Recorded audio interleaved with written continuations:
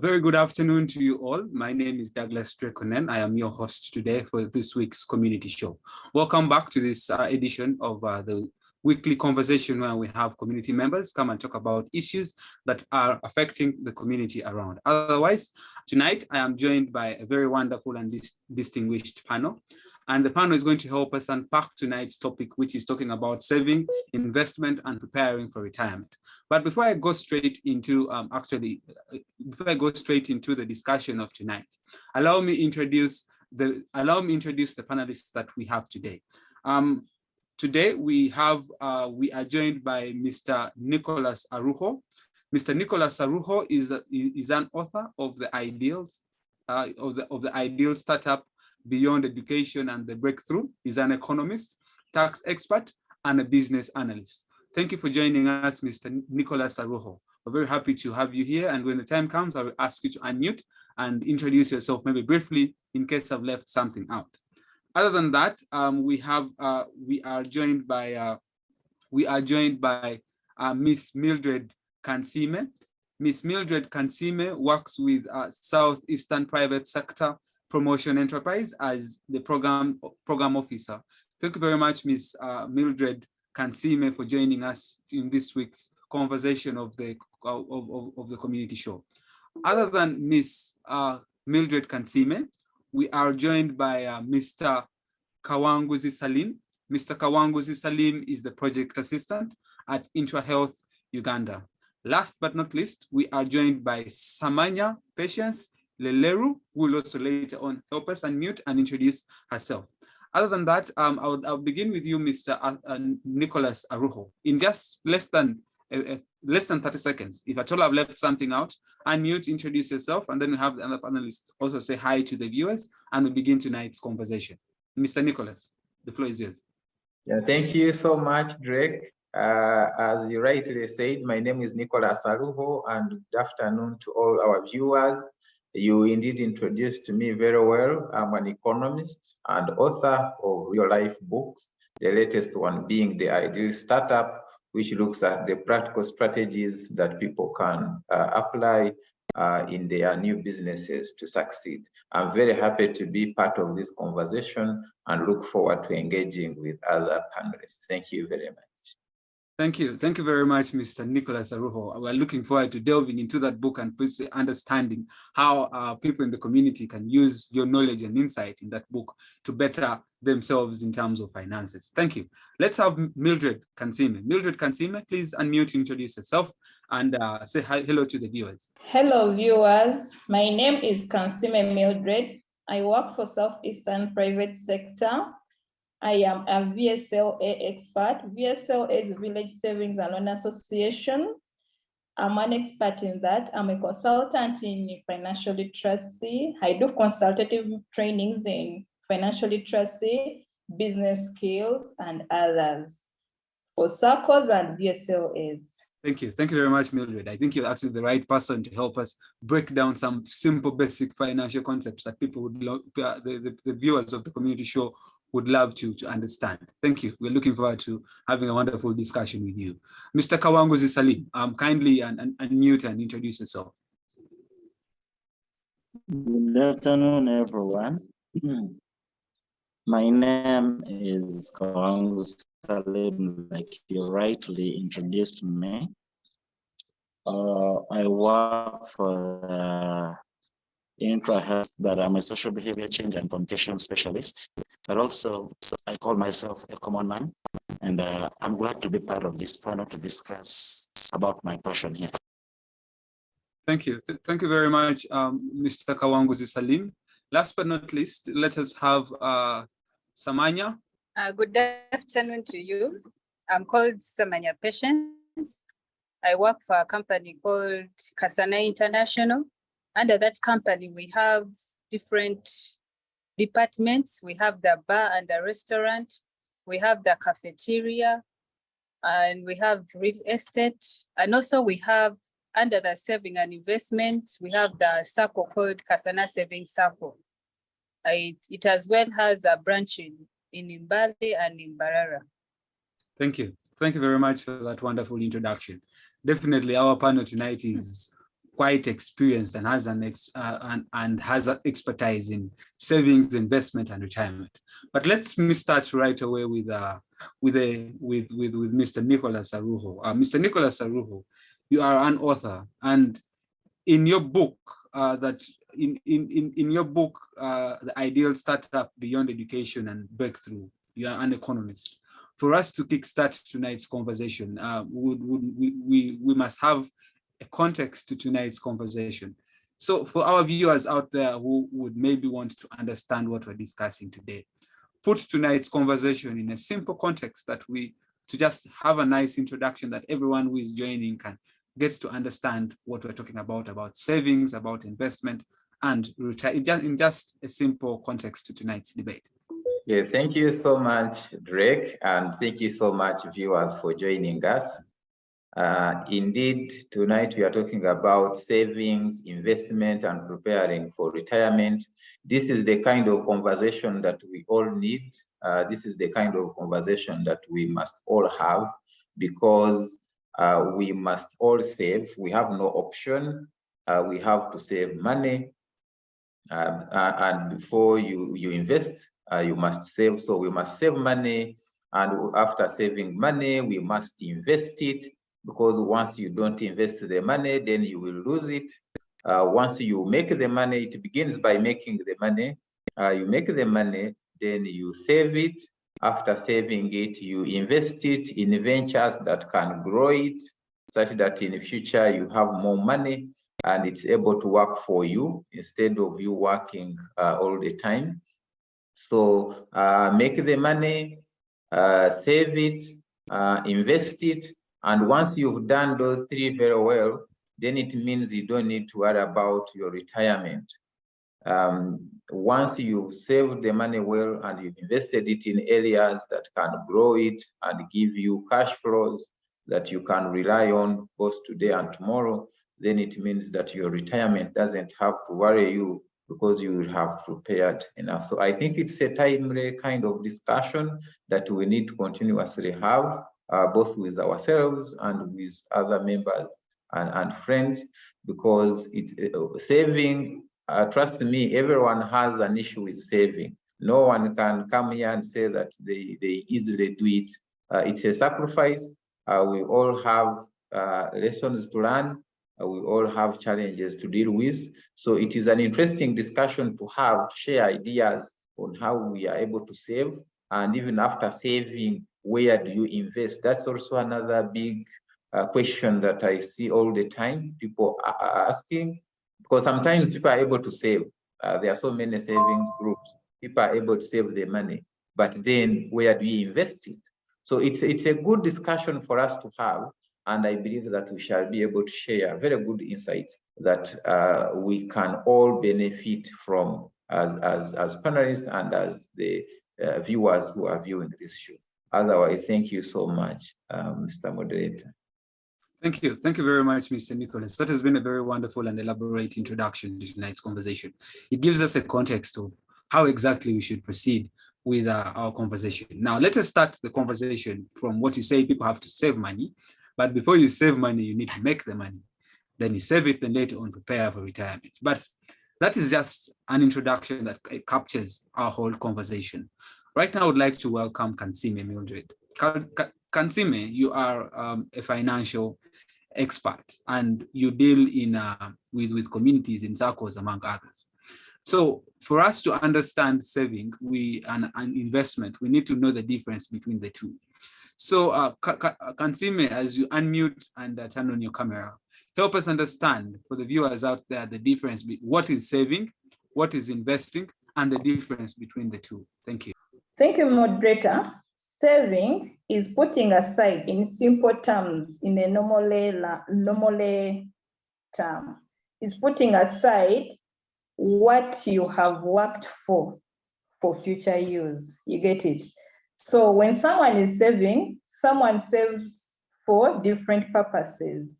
But when you're going to save, you have to save before you spend. You get it? For example, if someone is earning 1 million, someone can put off 200,000 before spending the whole entire 1 million and saves it. But where to save is also another problem, is another issue. So many people save in different things. You can save, some people can prefer, the local people will prefer saving their money. Kansime, we are losing you. Their houses, go and save in village saving groups. But, do you get me? Yeah, we can get you now. Please proceed. Yes. I was still telling you, I was still updating you where to save. You get it? So people, we advise community members to save in formal financial institutions. What are formal financial institutions? The formal financial institutions, these are institutions which are recognized and they have an act which protects them. You get it? Look at a SACCO. A SACCO is a formal financial institution and it's governed by the Cooperative Act. In case something happens in a SACCO, you can easily report when your money is lost. You get it? But when you save in a village savings and loan association, that one is an informal institution because it's not recognized anywhere. Banks are recognized and the microfinance deposit-taking institutions also are recognized. So people save in different ways. Other people in the communities will tell you, me, I save. When I get my money, I buy an animal. That is also saving. But on the other hand, it could be an investment. So the money, when it accumulates in that formal financial institution, someone can come up with an idea. I want to start up something. I want to start up a business. I want to start up this. You get it? That's why you see people are constructing. Someone will be like, I want to construct a house. I want to buy a cow. I want to buy a goat. That is also investment. That is the simple way I can explain it to a normal person. Thank you.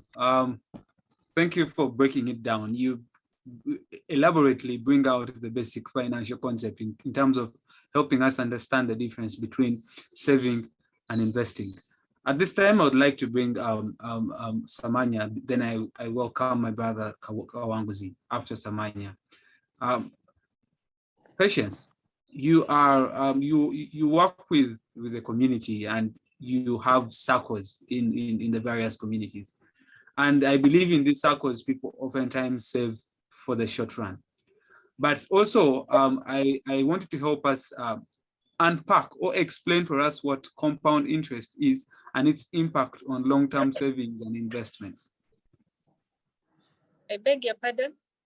Help us understand the savings that happens in your circles. Is it long-term? Is it long run? If it's for the short run, help us understand the impact it has on investment. If it's in the long term, help us to understand the impact it has on savings and investment. Okay. And now the savings we have those that save for a short period of time and those that save for a long period of time. So we have most of our clients, the fact that we are located in Kansanga along Gaba Road, most of our clients are from the market side. And people in the market, they usually save on a daily basis. And most of them save for a short period of time. They start with low amounts like 5,000, 10,000 until the money matures. And that major challenge we face is some of them do a withdrawal of almost every day, which affects our target.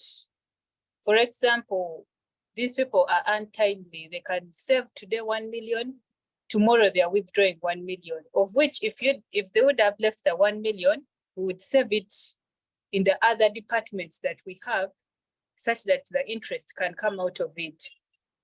On the other hand, we have different investments. Apparently, we are having a promotion running, an investment of where you invest and you receive 100% of the interest. So you're free to save.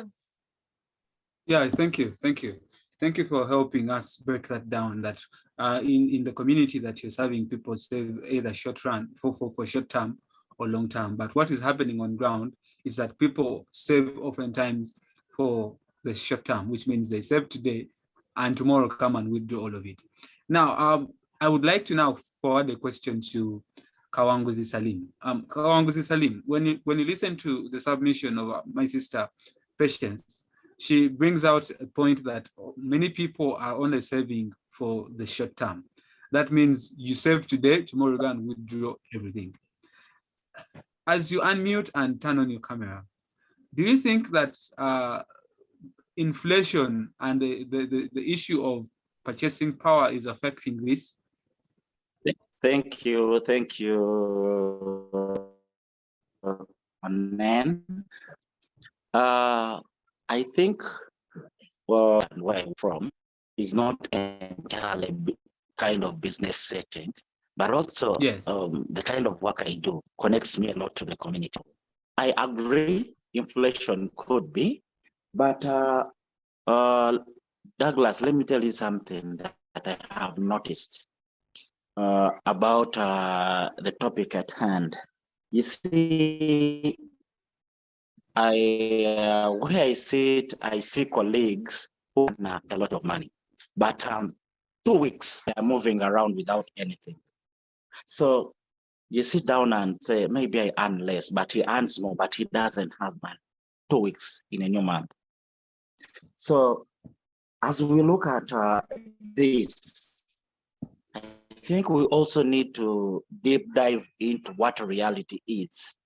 There is people having money or people getting money, but also having the knowledge of making informed decisions. You see, we would say inflation, we would say the policies around here and there, but I would love us to also look at, do we really know the importance of saving?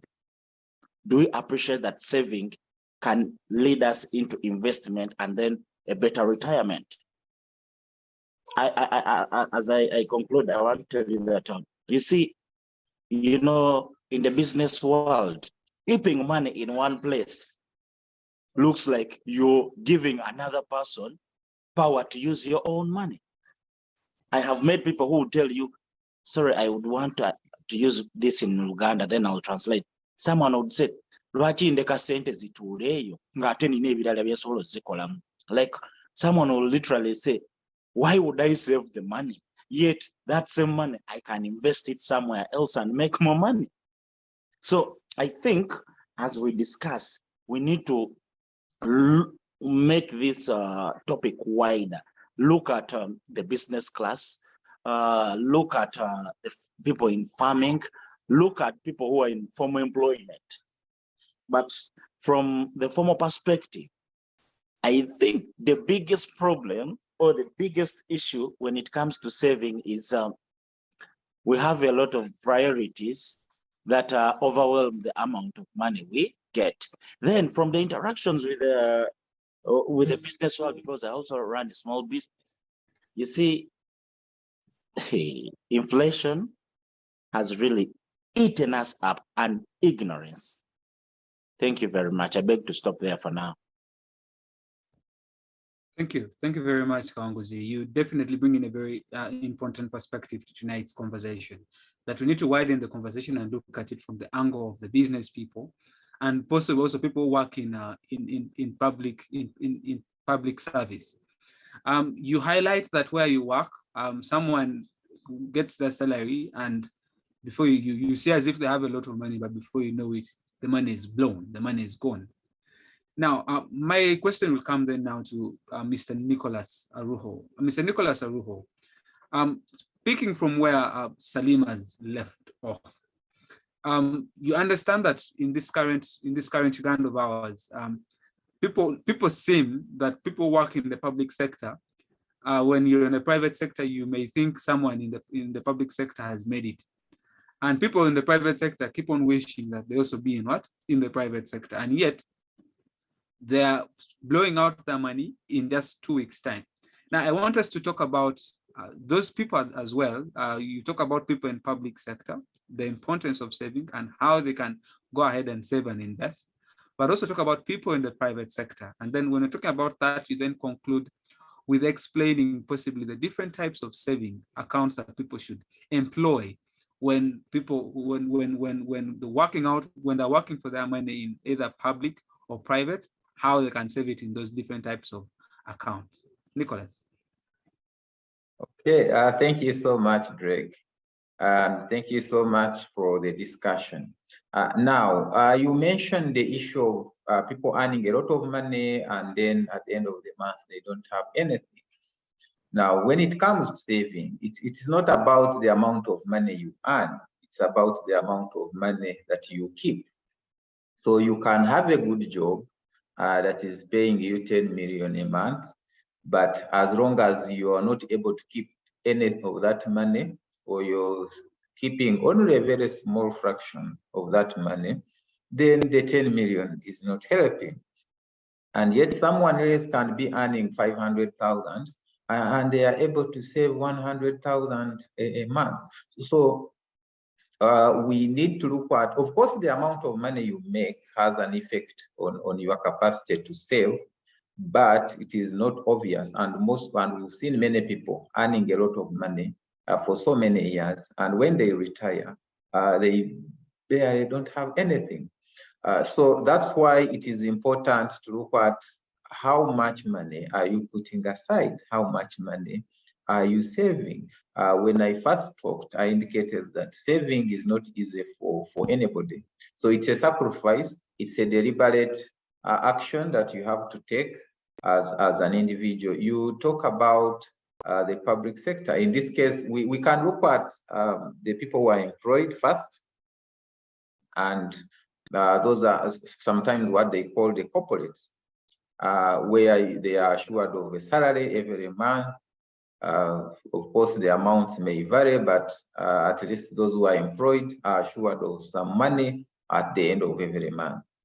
And that means that they can plan. Ordinarily, those should be the easiest, those should be the people who should find it easiest to save, because you know you have a fixed amount of money that you receive every month, and therefore you can make a long-term plan on how you are going to save. If you know, if I'm earning $1 million shillings, maybe every month I will be saving 200,000 shillings, and therefore you can plan ahead. But we all know that saving that money is not going to be easy. So that means you must have, you must put in place strategies on how that 200,000 is going to be saved. That's why sometimes we talk of the forced savings. Just like the taxman deducts his money right away when that salary is paid, you don't even see it. That's why you will find that your pay as you earn is always paid, because it is deducted right away. Actually, most people, if you told them to withdraw the money and take it, the taxman, most probably 90% would be in arrears. So if you know you have a challenge in saving, maybe it's time to adopt the same strategy. Maybe go to the bank, to your bank, and put a standing order. There are so many savings groups. I will combine this with the last question, where you talked of the different options for saving. People have started circles, people have started investment clubs, people have started all sorts of groupings. So this is the time that if you have a challenge with putting aside the money once you have it in your pocket, maybe it's time to go to your banker and you institute a standing order, such that you know every month this 100,000, this 200,000, this 1 million, depending on your level of income, is going to my circle or is going to our investment club. Then you will not need to worry once you receive the other amount that you're supposed to spend. That's one option. And of course, like I said, it has to be deliberate. We all know that it's a problem and it has to be deliberate. And one other option is to make sure that you save all the additional money that you receive. If you received the salary increment, or you received some extra allowance that you had not anticipated, or you received some money from your side hustle, now you're supposed to save all this money, because you are already surviving on the salary that you're receiving. So any extra money that you receive is an opportunity for you to save. Because most people tend to overspend when they receive that money, that unexpected income that has come in. Maybe they have received some allowance from somewhere, or some money has come in. That's the time when they go shopping. That's the time when they go out. That's the time when they call their friends and take them out, which is a very bad strategy. So it is important to continuously look at your expenditure. That's why you need to record. You know, my monthly salary is this, and my charges are these. These are the costs that I have. This is my rent. This is how much I have to spend on food. This is how much I have to spend on transport. And this is the maximum that I should spend on outings and maybe clothing, such that you have everything figured out. And once you do that, then your chances of saving increase. Otherwise, most employees don't have any plan in place. So the salary is paid, you start withdrawing and spending.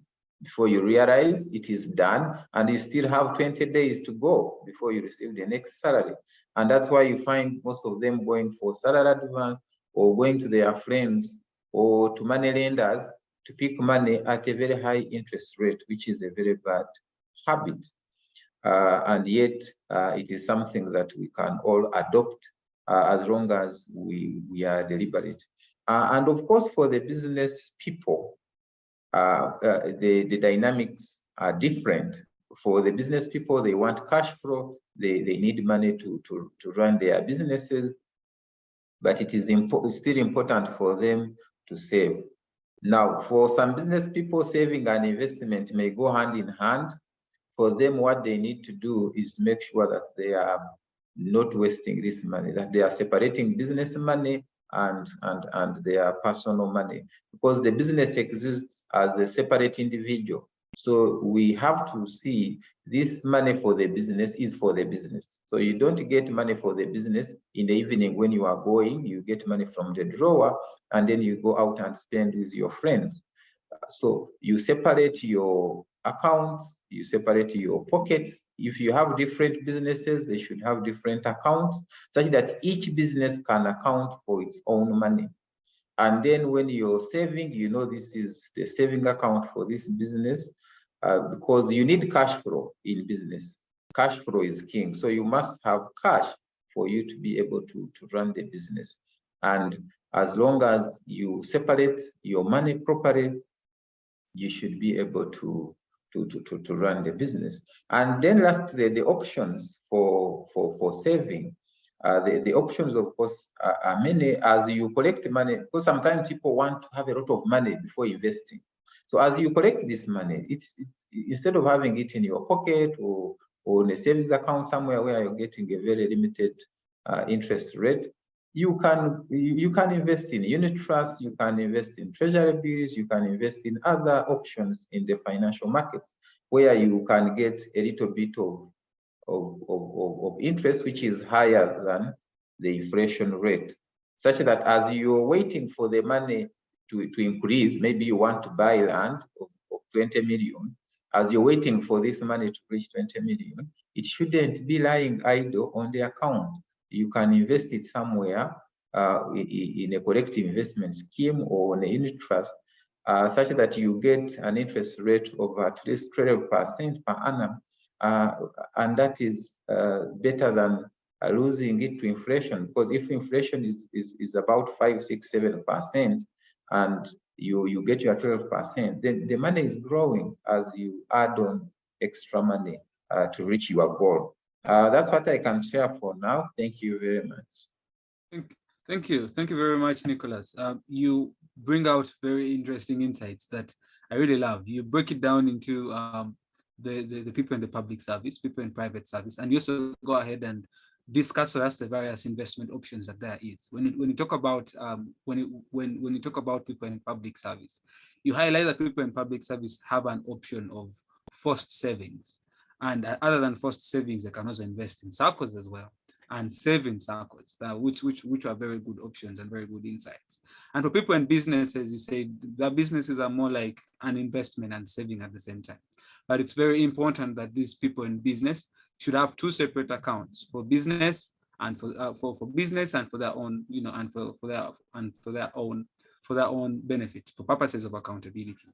And then lastly, you talk about the various investment options you talk about investing in bonds, treasury bills, among others. I'm going to come back to you later on to help us break down what are bonds, what are treasury bills. For someone who is watching, they'll definitely want to understand what those are. But I'll come back to you on that note and help us break that down. But for now, I'd like to bring in Patience.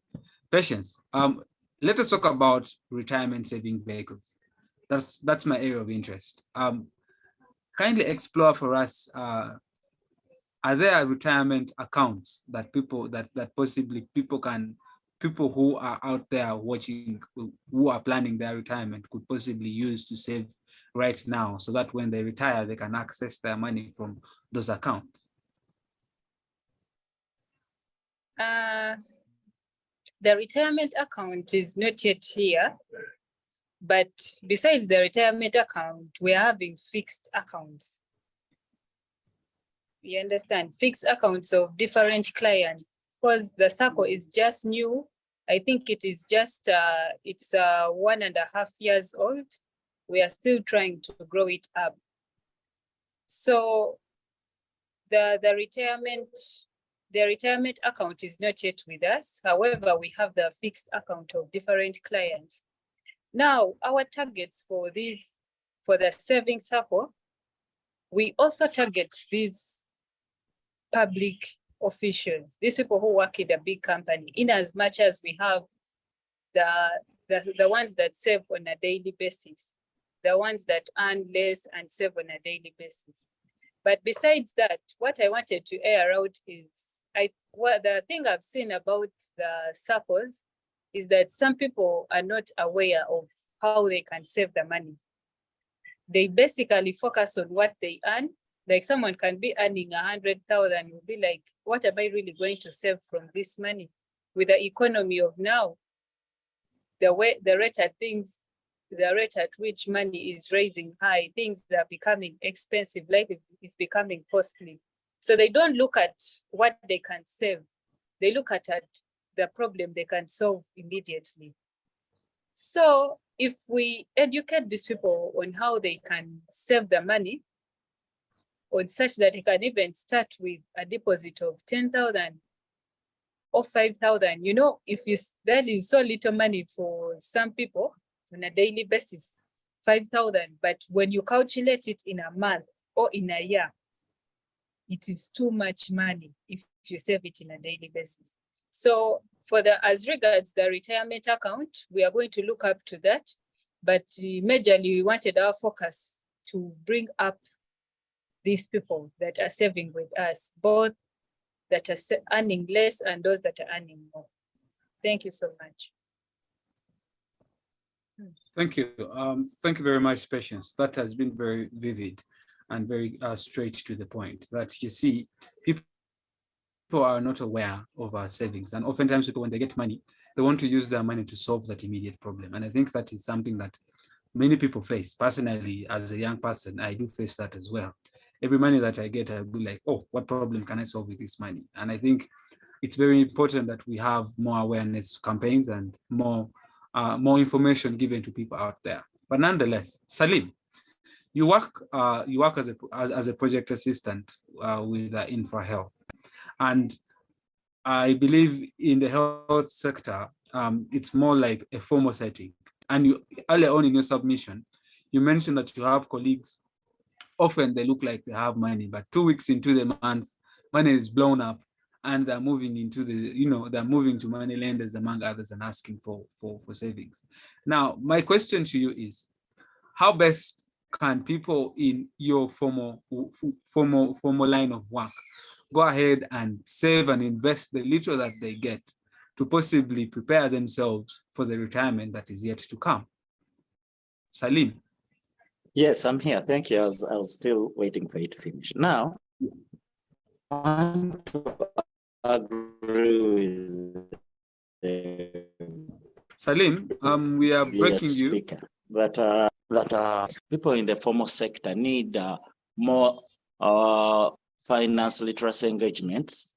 It's not that people don't know that saving is there. It's not that they don't know that saving is important. But you see, the biggest habit is that is eating us up. I will not exclude myself. Is we don't plan, we don't budget. So oftentimes, because you know next month you will receive a salary, or next week you have an allowance, you're going to the field, so on and so forth. So you are sure that you will have some money. So when it comes to the mindset change, so I think we need so oftenly about the importance, but also we need to engage them with living examples. You see, the human mind appreciates a lot if they have a living testimony or a living example. You see, elites, most so often times when we are talked to, some of these things look like they're just mere stories. But when someone who is there or who has been there and cites relevant examples or experiences, it really speaks about how it's us that are in a party from where to buy nice things from. So I think there should be more engagement strategies on how we should budget for our own lives, on how we should save, but also make it a point to make them understand that saving is more of you foregoing certain things for the betterment of your own life, but also encouraging them to look out for investment opportunities that will help them have some more money coming in, but also save more. But also, I think this one should come at the point that their managers, or I don't know how to call them, but their line managers, the management should be engaged so that in their SMEs, rather CMEs, they include such topics. When these people go for retreats, these are the topics that should be included on the agenda. They should have, like Mr. Ruho, he speaks with a lot of experience. I can hear that in his voice. Such people like the Ruhos should be put somewhere on the agenda to come and talk to fellow elites, share with them, give them examples of people in maybe in the informal sector who are doing this, and also challenging them, since they are elites, to follow suit. I think that one would help. Thank you. Thank you. We really appreciate. You highlight very key important issues, and you highlight the aspect of financial literacy, which must be backed up with more engagement strategies to help people in informal employment to go ahead and save. Because it's not like they do not know, but they do know. And you highlight that the engagement, they have to invite people like Mr. Nicholas Aruho to help come and inform people in your sector to help them understand these things. Thank you very much, Salim. Mildred, as you unmute and turn on your camera, I'm very interested in the aspect of still on retirement saving vehicles. How best, you see, when I was reading the newspaper, a story that was published, I think, in the New Vision by one of the police officials, he talks about how he's somehow worried that, when he talked of he mentioned a story that there was this man who once served in the force. He was now moving in the community and the village, and he had become a laughing stock. People were looking at him as someone who used to wear, very, very nice attire, and he had power. But when he retired, he was suffering like anyone else in the community. Now, my question to you is, how can people who are right now working, possibly in informal employment, avoid the embarrassment after retirement and becoming a laughing stock in the community? Mildred. Thank you, moderator. As I told you, saving is putting aside some money before you spend the entire money. You get it? So a person who is working with the formal sector has to have a saving goal. You have to sit back and you be like, what do I want to use my money for? Which is an investment. That's what I'm meaning. So that person, that employee has to have a goal. Let us say someone wants to construct rentals. That is a goal. You get it? Someone has to save towards investing in the rentals. And how will that person save? The person will sit down and look at how much is needed to construct rentals. You get it? So if he sits back and say, maybe the rentals will cost him 100 million, and how much does he earn? You get it? So he has to set aside a certain percentage out of his salary to make sure he should construct those rentals. He or she should construct those rentals in a specific period of time. You can set that goal. A goal is something big, you get it? And you can say, I want to construct these rentals within 5 years. And within 5 years, how much are you going to start saving? You get it? So if you do that, you are able to construct your rentals. In case you retire, you won't have anything. You don't need to have an account to put your money for retirement. No. People save in different ways. Someone can say, I will buy land, I can put in rentals, I can put in cattle, I can put in agriculture. You get it? You just save your money, invest it in something. That something you invest in will always help you. And in future, you won't suffer. I've seen this happen to so many different people. I've seen it happen in Western Uganda. Someone told me he was able to, every year he used to buy a calf every year. By the time he retired, he had 150 cows. So he was like, he was okay with his retirement. Actually, even he requested for early retirement to go and look after his cows, and he's doing well. Thank you. Thank you very much. Thank you very much, Mildred. That has been very elaborate. That as we prepare for retirement, we need to invest either in rentals, animals, whichever form that we are comfortable with.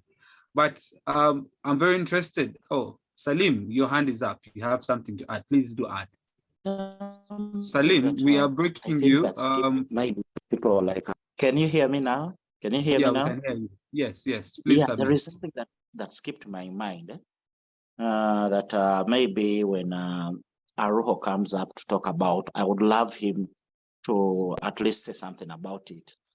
I have followed most of the American celebrities and how they have accumulated wealth, even the footballers.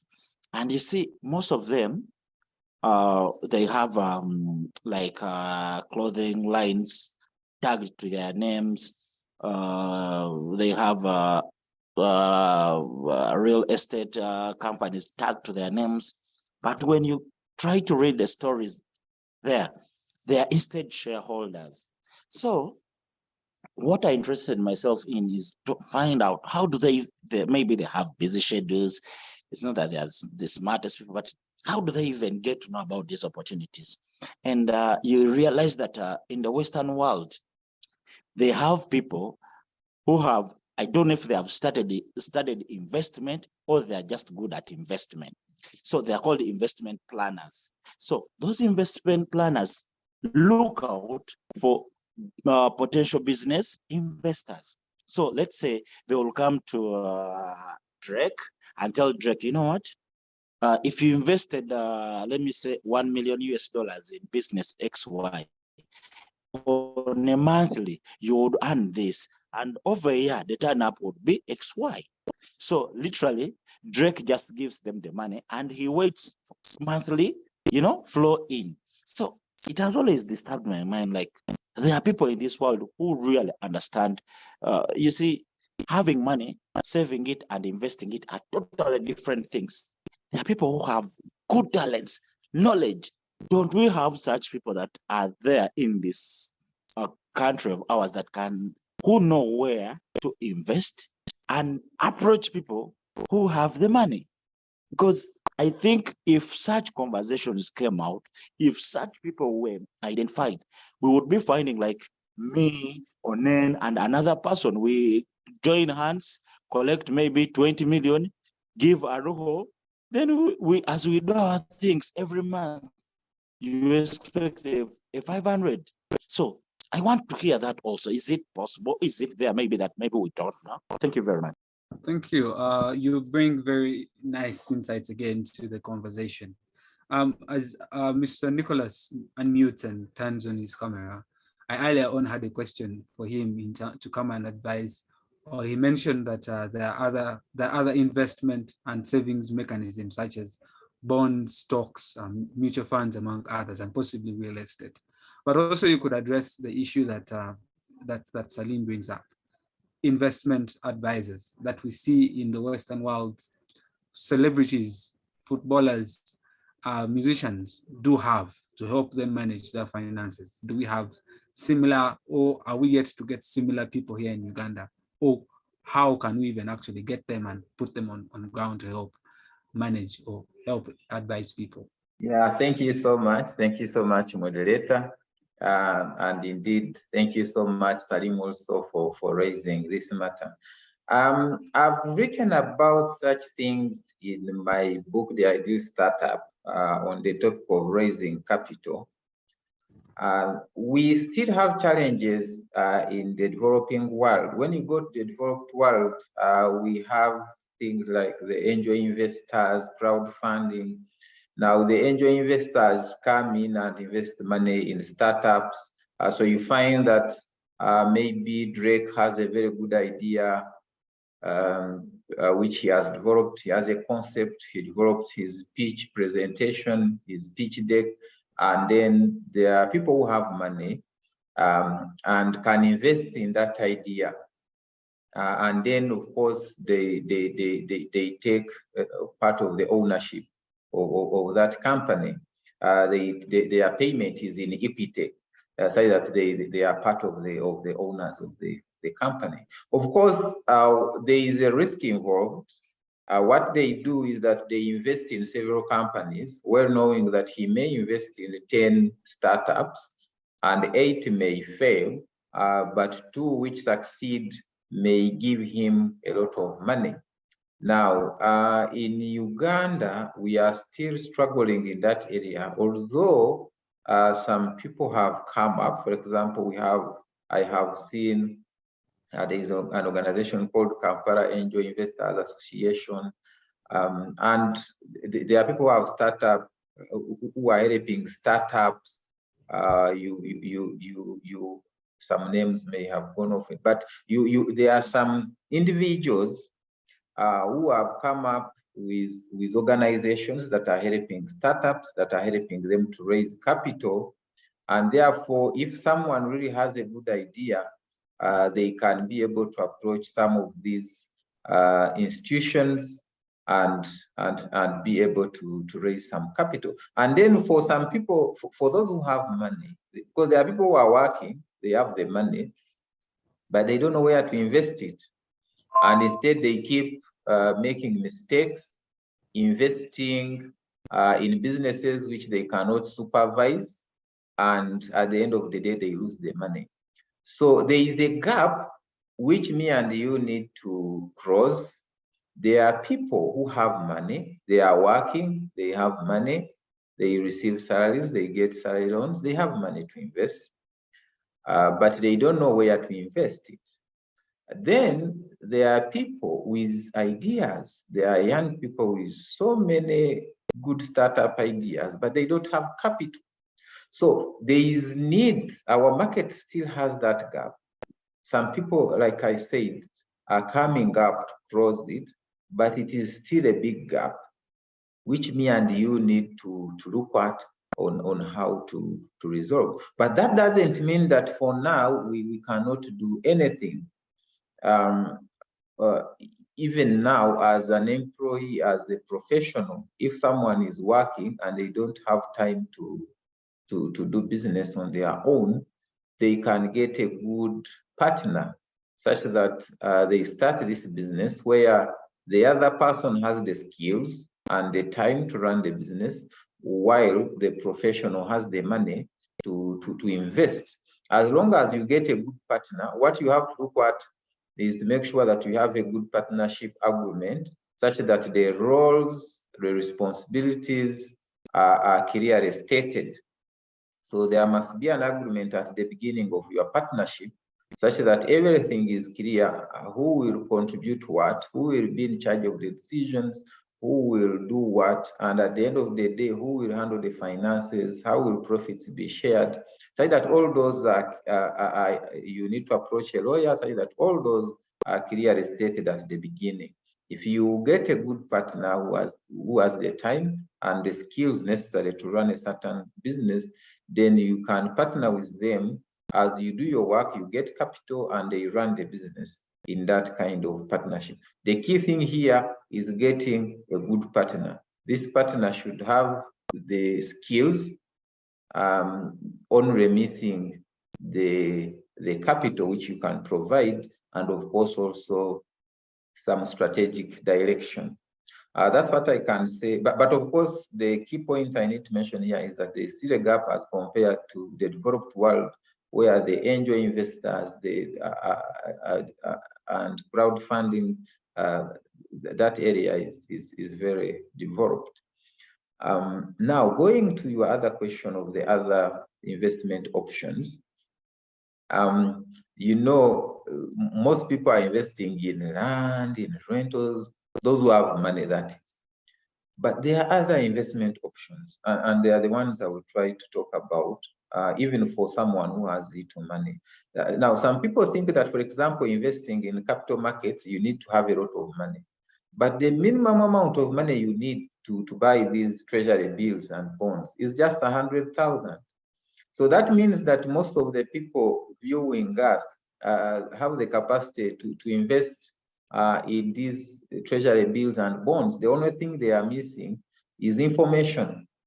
But what happens is that there are institutions, there are banking institutions and other institutions that are licensed to participate in this market. So if you go through your bank and you tell them you want to invest in treasury bills, they can help you, because they are licensed by Bank of Uganda to do some of those. Now, the way these operate is that, let me first talk about the unit trust, which the individual can easily do.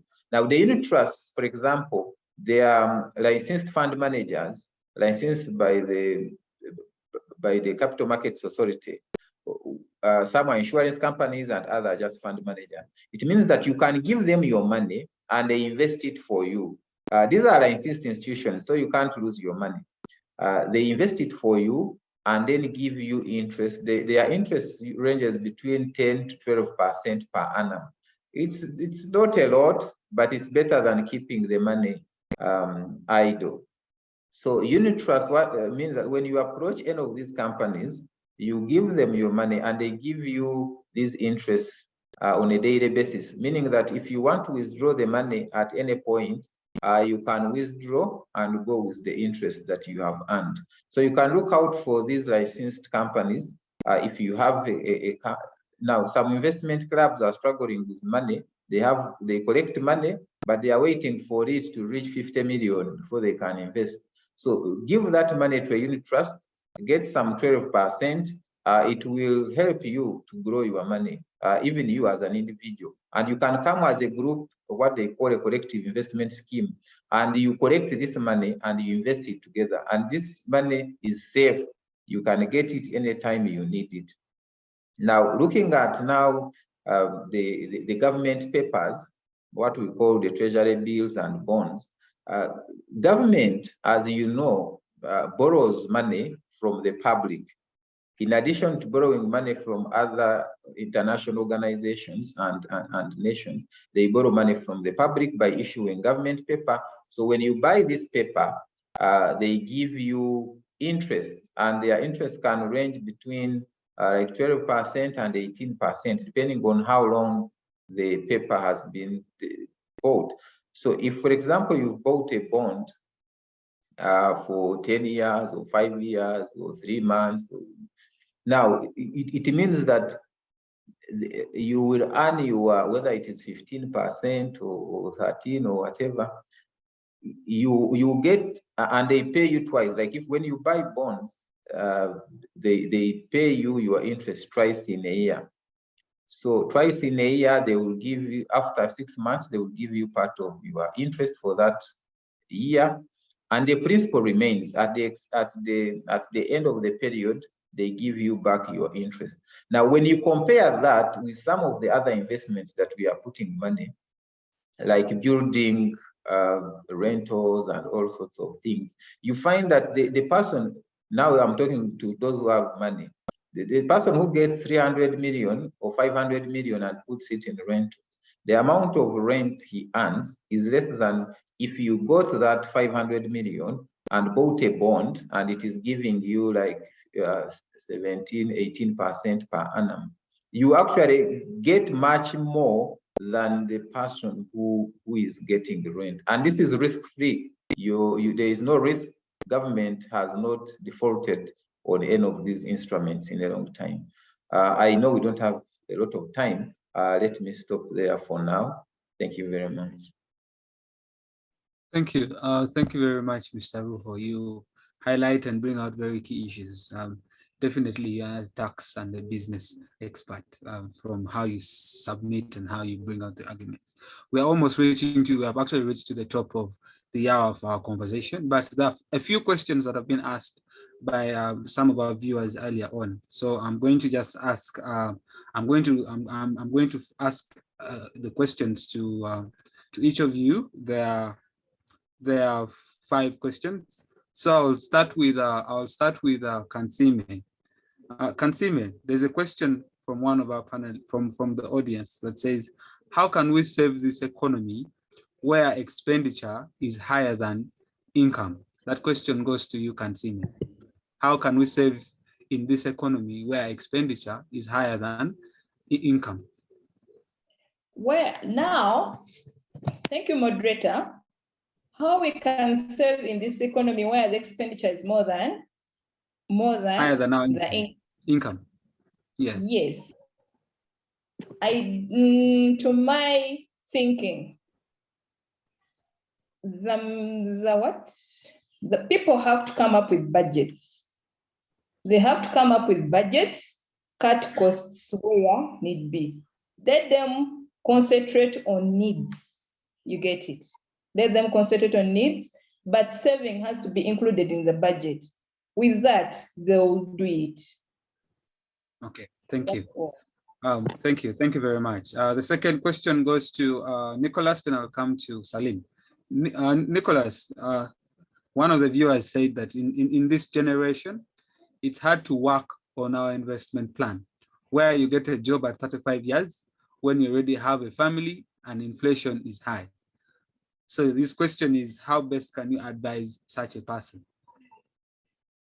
Yeah, thank you so much, moderator. You know, we need to focus on the positives. You need to focus on the opportunities. The challenges are there. We cannot deny that. The challenges are there. And it is not just Ugandan economy. All economies have these challenges. Now, we need to focus on where the opportunities are. The economy is difficult. The unemployment is high. But we need to focus on the positives. We need to look at where the opportunities are. Whereas the person asking the question is saying that you get the job at 35, there are those getting jobs at 22, 23, 24. So now what that means is that you have to strategize. You see, if I've graduated, what does the job market need? Do I have these skills? And that's why I wrote my book of Beyond Education. The life is what you need in the real world is beyond what you are taught in class. So we need to go out of and think out of the box. Look at the job market. What do they need? What do they need? Do I have it? Some people are saying they don't have jobs, but they don't even have a CV. When you look at the CV, it is full of wrong grammar and all sorts of things. They cannot write an application letter without making grammatical errors. So how will you get a job? It means now you have to work on yourself, because the jobs are there. They are fewer than the number of job seekers, but they are there. So let's focus on ourselves. the problem is internal, not external. When you work on yourself, you increase on your competitive ability, then you are able to succeed. Some people are starting business and succeeding. They start the first business, it fails, they go back, start the second one, and at the end of the day, they are able to get something. So the economy is hard, the unemployment is high, but we can still, this world owes you. I normally say this, that no one owes us a living. The world doesn't owe you anything. You have to join the market and fight for your place. No one is going to give you a place that come and sit here. You join, it's a jungle out there, join the marketplace, fight for your place, increase on your skills, and then see what comes out. Otherwise, if you sit there and you say, you see there are no jobs, you see the economy is tough, there is what, some of your friends end up succeeding while you're still grumbling. Thank you very much. Thank you. That has been very interesting, that we need to work on ourselves. Young people who are watching and listening to this, you have heard it. And the person who asked this question, definitely Mr. Aro has given me a response. My next question will go to, to Salim, then I'll come back to Patience. Salim, one of the viewers asked a question here that he would like to learn investment, especially for him who works away from his home or from their lands. What piece of advice would you give him? Thank you.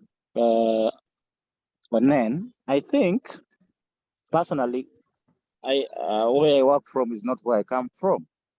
But you see, you don't have to invest where you come from. First of all, invest in yourself. What exactly do you want to invest in? Have that perspective. After you understanding and knowing what exactly you want to invest in, then we should now move to the next step of where and when. So for me, I think there is no specific advice I would tag to that. But I think the knowledge should be, what exactly do I want? Aro has given us the options there, the bonds. You don't need to be maybe from Mbale to invest in Masaka. No, banks are everywhere.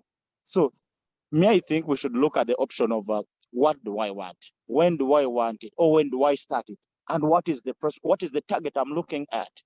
So I think the viewer or the listener should look at that perspective rather than thinking that I have to invest where I stay. I think that's and also Uganda is our motherland. There is nothing wrong me investing where I'm working from. For example, I'm not from Jinja. Ideally, I'm from Iganga, but I have a spare parts shop in Jinja. Yet I work from Mbale. So I think we need to learn to be open, but also open to challenges, because they are not ending so soon, and challenges are part of growth. That's what I think. Thank you very much. Thank you. Thank you very much. We need to learn. We need to definitely learn from all of you. And it's been very, very informative for me being on this panel and learning also from all of you. The final question goes to Patience. One of the viewers went ahead and asked that majority of youth are unemployed. So what advice can you give us, it means them, for those who are unemployed, to invest, save, and prepare for retirement? Those who are unemployed, I think they should, how can I say it? I think they should have hope, and I encourage them to do voluntary work, and let me tell you something. Most of the people are not unemployed because there are no job opportunities. The job opportunities can be there, but when someone has a fixed target, I want this specific salary, you understand? When someone says they go for a job of 200,000, no, I don't want 200,000. I want that of 500. So they limit themselves, not knowing when you're going to work, in as much as you want to work to earn, you're also working to get skills. When you get different skills, you're able to combine them into one and you do something of your own.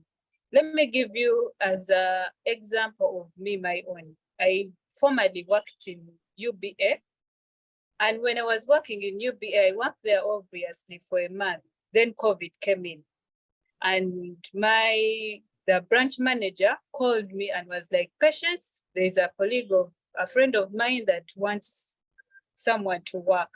What is your salary expectations? I told him right now, in as much as I want to work, I'm not looking at how much I can earn. I'm looking at the skills I'm going to get out of this. So with that alone, he accepted me. And where I went to work, I went for one specific job.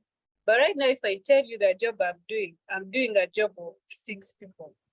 I handle accounts of the bar, I handle accounts of the shopping mall, I handle accounts of the saving, all the branches we have. So I didn't limit myself.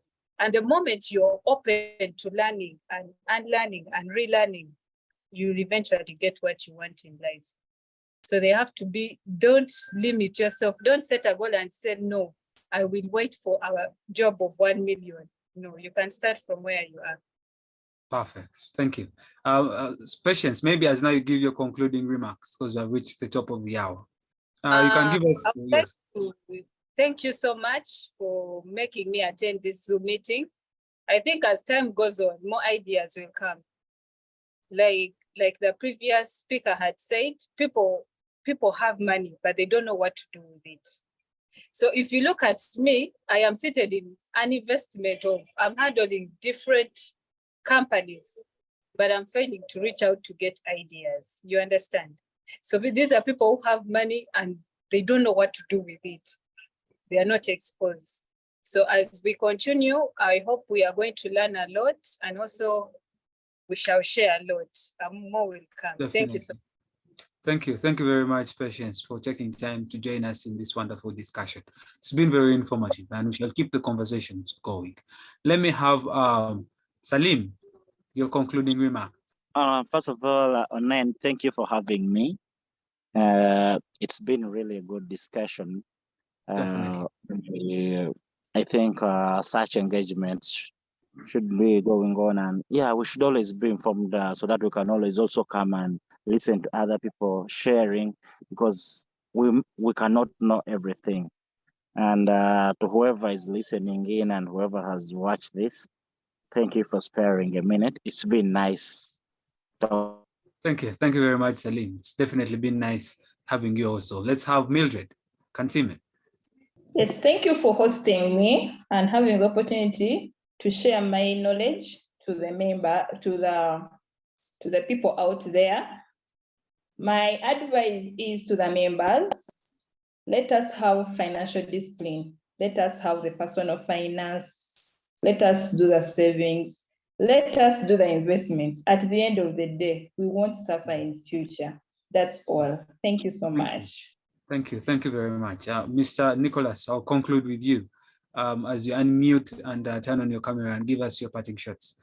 You maybe also advise people on how to manage debt and give us your concluding remark. Yeah, thank you so much, Douglas, and thank you so much our viewers who have been with us since we started. Thank you so much, Civic Space TV and Center for Constitutional Governance for organizing such events. Indeed, when we share ideas, we all learn. Yeah. And in my concluding remarks, first to answer your question on how to manage debt, number one is to make sure you don't take on a lot of debt. People are having loans in 4 or 5 banks. You find you have your friends, you have loans with your friends, you have loans, you're getting money from money lenders, then you have the bank loan, a salary loan. So there is no way you can manage those loans. So first of all, whatever you are going to do, let us start small. Let us start with the money we have. If you don't start a business and expect that 100% of the money is going to come from loans, that business is going to collapse because you're going to have cash flow issues and you will not manage. Start with what you have. Start small. The loan should come in to complement what you already have. Then you can get some small loan to add on the money that you have, and then you go and run your business. But if you have a lot of appetite for loans and you're getting loans from multiple sources, that is the first red flag.